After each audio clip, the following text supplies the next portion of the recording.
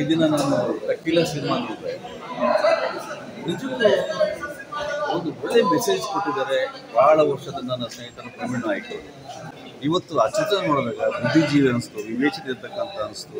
Is done A fantastic job ಟಕೀಲಾ. ಅದನ್ನು climax ಒಂದು message ಕೊಟ್ಟಿದ್ದಾರೆ.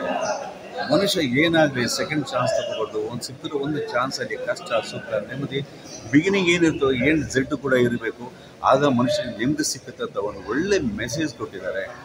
ಇವತ್ತು ದಿವಸ ಒಳ್ಳೆ ಫೋಟೋಗ್ರಾಫರ್ ಆಗಿ ಇವತ್ತು ಡೈರೆಕ್ಟ್ ಮಾಡಿದ್ದಾರೆ. ಟಕೀಲಾ ಚಿತ್ರ ಎಲ್ಲರೂ ಬಂದು ಒಮ್ಮೆ ನೋಡಬೇಕಾದಂಥ ಚಿತ್ರ. ಇಂಥ ಸಂತೋಷ ಒಂದು ಬಿಗ್ ಚಿತ್ರಮಂದಿರದಲ್ಲಿ ಇವತ್ತು 3ನೇ ವಾರಕ್ಕೆ ಮುನ್ನುಗ್ತಿದೆ ಅಂತಂದರೆ ಹೆಮ್ಮೆಯ ವಿಷಯ. All the best Praveen, all the best Nagachandra ನಿರ್ಮಾಪಕರು. ಪ್ರವೀಣ್ ಅವರು ಕೂಡ ನಮಗೆ 30-35 ವರ್ಷಗಳಿಂದ ಪರಿಚಯ.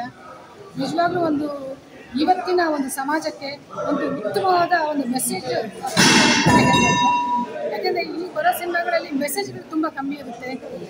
ಬಟ್ ಇವತ್ತು ಈ ಪಿಕ್ಚರ್ ನೋಡಿದಾಗ ಎಲ್ಲೂ ಕೂಡ ಯಾವುದೇ ಸೀನಲ್ಲಿ ಯಾರಿಗೂ ಎದ್ದೋಗ್ಬೇಕು ಅಂತ ಅನಿಸಲ್ಲ. ಅದನ್ನು ಒಳಗಡೆ ಹೋಗ್ತಾ ಹೋಗ್ತಾ ಸಿನಿಮಾ ಎಂಡಿಗೆ ಬರ್ತಾ ಅನಿಸುತ್ತೆ ಪ್ರತಿ ಮನುಷ್ಯನೂ ಕೂಡ ಅವನು ಎಲ್ಲಿ ತಪ್ಪು ಮಾಡ್ತಿದ್ದಾನೆ ಅನ್ನೋದು ಗೊತ್ತಾಗುತ್ತೆ. ತಪ್ಪು ಮಾಡಿದಾಗ ಆ ಮನುಷ್ಯ ಹೇಗೆ ಶಿಕ್ಷೆ ಅನುಭವಿಸ್ತಾನೆ ಅನ್ನೋದನ್ನು ಕೂಡ ಅದನ್ನು ತೋರಿಸಿದ್ದಾರೆ. ರಿಯಲಿ ಇವತ್ತಿನ ಜನ್ರೇಷನ್ಗೆ ಈ ಪಿಕ್ಚರು ಆ್ಯಪ್ಟ್ ಅಂತಲೇ ಹೇಳಬೇಕು. ಖಂಡಿತ ಈ ಪಿಕ್ಚರ್ ನೋಡಿ ಕನ್ನಡ ಚಿತ್ರಮಂದಿರಕ್ಕೆ ಬಂದು ಸಿನಿಮಾಗಳನ್ನು ನೋಡಿ ಈ ಸಿನಿಮಾವನ್ನು ಗೆಲ್ಲಿಸಿ ಅಂತ ಕೇಳ್ಕೊತೀನಿ. ಇನ್ನು ಈ ಪಿಕ್ಚರಲ್ಲಿ ಹೀರೋ ನಮ್ಮ ಧರ್ಮಕೀರ್ತಿ ರಾಜ್ ಅವರು ಚೆನ್ನಾಗಿ ಮಾಡಿದ್ದಾರೆ, ಹೀರೋಯಿನ್ ಕೂಡ ತುಂಬ ಚೆನ್ನಾಗಿ ಮಾಡಿದ್ದಾರೆ. ಎಲ್ಲ ಕಲಾವಿದರು ಕೂಡ ಎಲ್ಲೂ ಕೂಡ ಎಕ್ಸ್ಟ್ರಾ ಅಂತ ಸೇರಿಸಿಲ್ಲ, ನಿಜವಾಗ್ಲೂ ಚೆನ್ನಾಗಿ ಮಾಡಿದ್ದಾರೆ. All the best for every one. Producer ನಮ್ಮ ನಾಗಚಂದ್ರ ಅವರು, ನಮ್ಮೂರಿನವರು, ಅವರು ಕೂಡ ದೇವರು ಒಳ್ಳೇದು ಮಾಡಲಿ. All the best.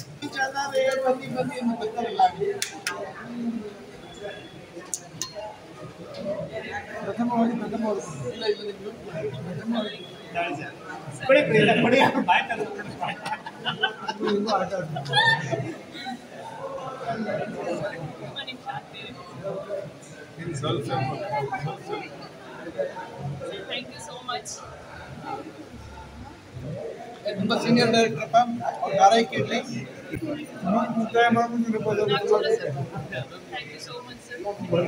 ತೋಡಿ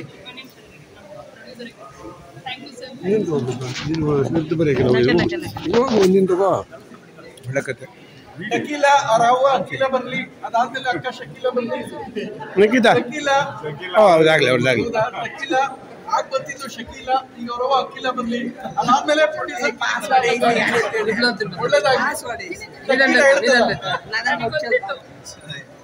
ಒಳ್ಳೇದಾಗ್ಲಿ. ಶಕೀಲಾ ಅವ್ರವ್ವ ಶಕೀಲಾ, ಅಕ್ಕ ಅಖಿಲಾ, ಮಗಳ ಕಿರಿಕಿರಿ ಎಲ್ಲ ಬರ್ಲಿ. ಒಳ್ಳೇದಾಗಿ ಇನ್ನೊಂದು ಏನಾಗಲ್ಲ.